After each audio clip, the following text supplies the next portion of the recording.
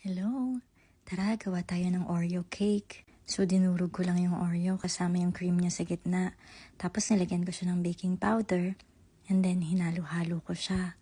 After nyan, lalagyan natin siya ng milk. Pag nalagyan mo na siya ng milk, dagdagan mo din ng konting cocoa powder. And then, mix-mix mo lang siya. Ayan. Lagay na natin sa baking tray.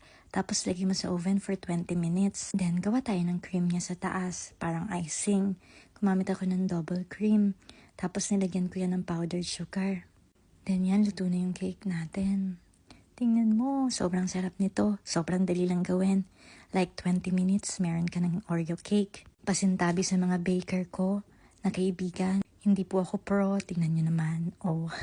Anyway, sobrang moist nito. Tingnan mo, tara, tikman natin. Ang sarap-sarap talaga nito.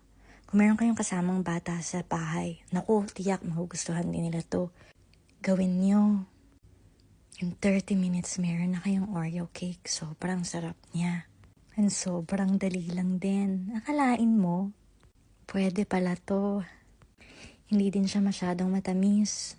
Kaya pag hindi ka na busy at gusto mo ng Oreo cake, try mo din. Enjoy!